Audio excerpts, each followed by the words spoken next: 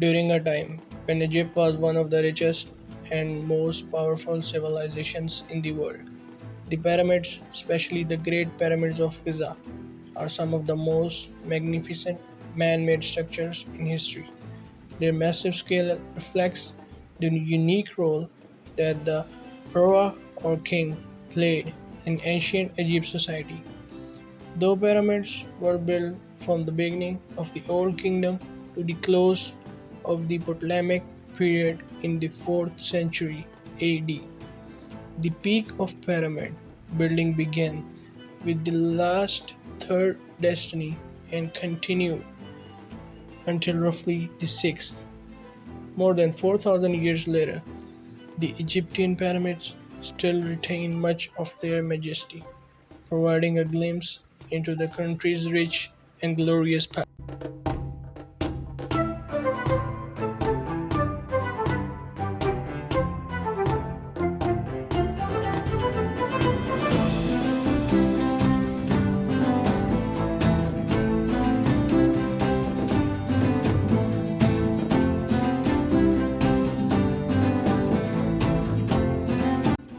During the third and fourth of the Old Kingdom, Egypt enjoyed economic prosperity and stability. Kings held a unique position in the society. Somewhere in between human and divine, they were believed to have been chosen by the gods themselves to serve as their mediators on earth. Because of this, it was in everyone's interest to keep the king's majesty intact even after his death, when he was believed to become Horus, god of the dead. The new pharaoh in turn becomes Horus, the falcon god, who served as a protector of the sun god Ra.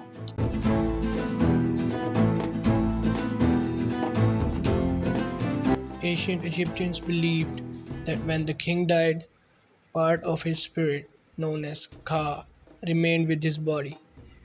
The properly care of his spirit, the corpse was mummified, and everything the king would need in the afterlife was buried with him, including gold, vessels, food, furniture, and other offerings. The pyramids become the focus of a cult of the dead king that was supposed to continue well after his death. Their riches would provide not only for him but also for their relatives, officials, and priests who were buried near him.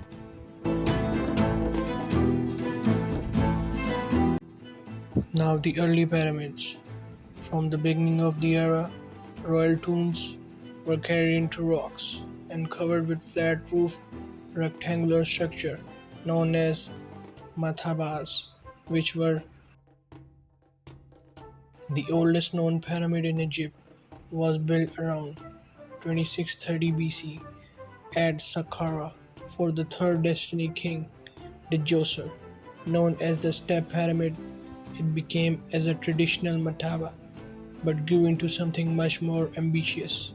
As the story goes, the pyramid's architect were Imhotep, a priest, a healer who some 1400 years later would be identified as the patron saint of scribes and physicians. Over the course of the just near 20 years design, pyramid builders assembled six-step layer of stones as to mud brick like most of the early tombs that eventually reached a height of 204 feet, which is 62 meters. It was the tallest building of its time. The step pyramid was surrounded by a complex of courtyards, temples, and shrines where Djoser could enjoy his afterlife.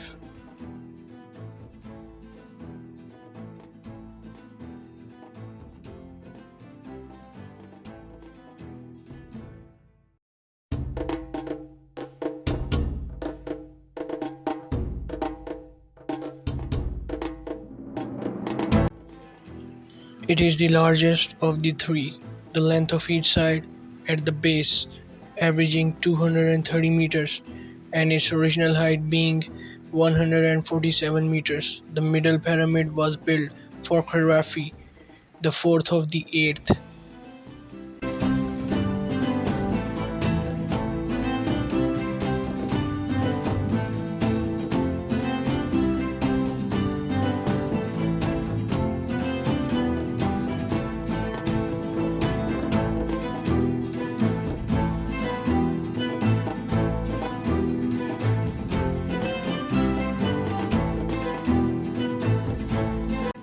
After the Djoser, the step pyramid became the norm for royal rules, although none of those planned by his dynastic successors were completed, probably due to their relative short reigns.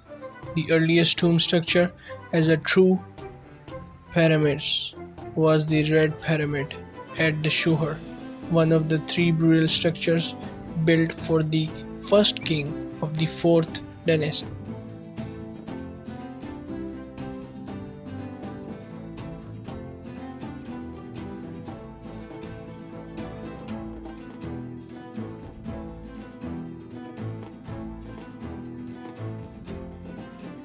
No pyramids are more celebrated than the Great Pyramids of Giza, located on the plateau of the west bank of the Nile River, on the outskirts of modern-day Cairo. The oldest and largest of the three pyramids at Giza, known as the Great Pyramids, is the only surviving structure out of the famed Seven Wonders of the Ancient World. It was built for Pharaoh Khufu, Siforu's successors and the second of the eight kings of the fourth dynasty.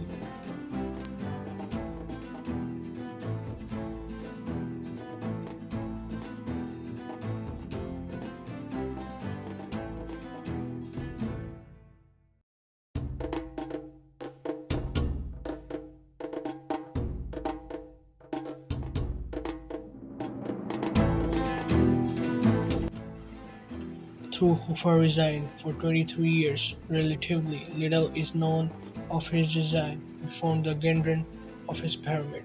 The size of the pyramid's base averaged 230 meters, and its original height was 147 meters, making it the largest pyramid in the world. Three small pyramids built for Khufu's queens are lined up next to the Great Pyramid.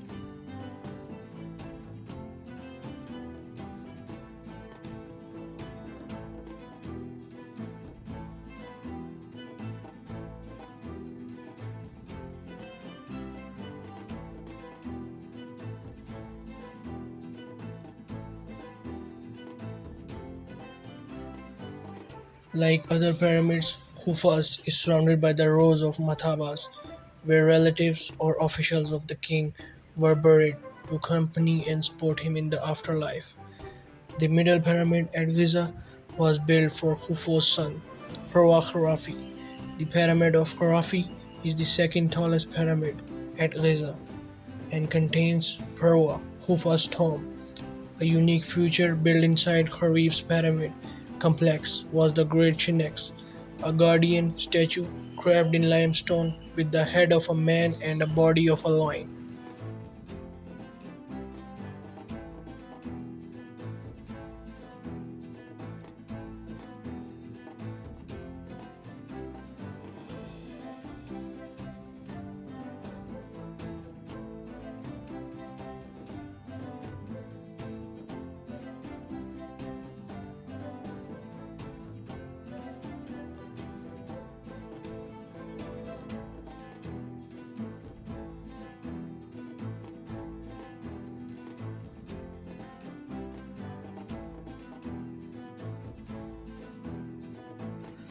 It was the largest statue in the ancient world, measuring 240 feet long and 66 feet high. In the 18th dynasty, the Great Sphinx would come to be worshipped itself, and as the image of a local form of a god Horus. The southmost pyramid at Giza was built for the Kharif's son Menkaure. It was the shortest of the three pyramids, 218 feet, and is a precursor of the smaller pyramids.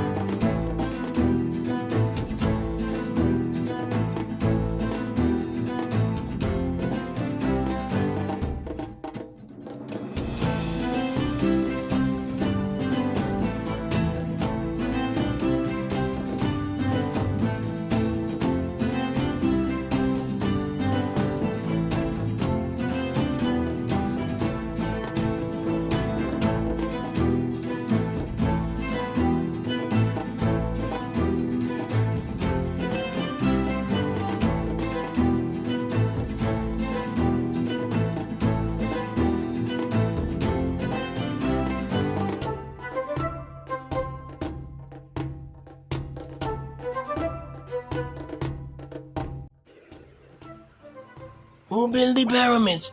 To some popular versions of the history, held that the pyramids were built by slaves or foreigners forced into labor skeletons from the area that showed workers were probably native Egyptian laborers who worked on the pyramids during the time of the year when the Nile River flooded much of the land nearby.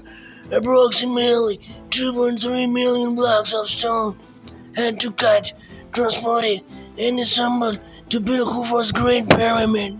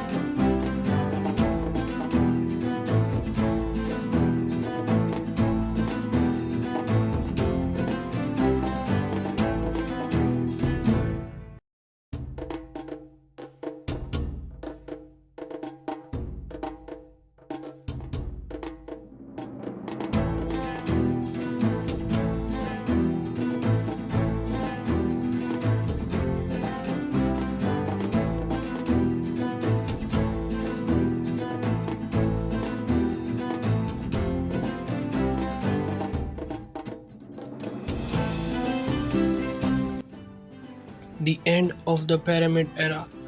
Pyramids continued to be built throughout the 5th and 6th dynasties, but the general quality and scale of their construction declined over their period, along with the power and wealth of the kings in the later Old Kingdom pyramids, beginning with that king of Unas. Pyramid builders began to inscribe written accounts of events in the king's design on the walls of the burial chamber.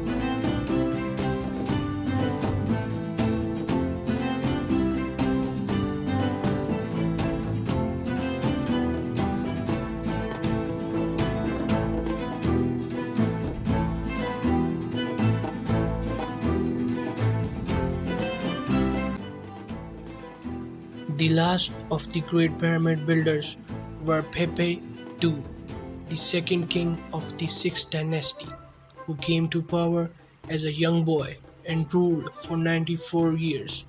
By the time of his rule, Old Kingdom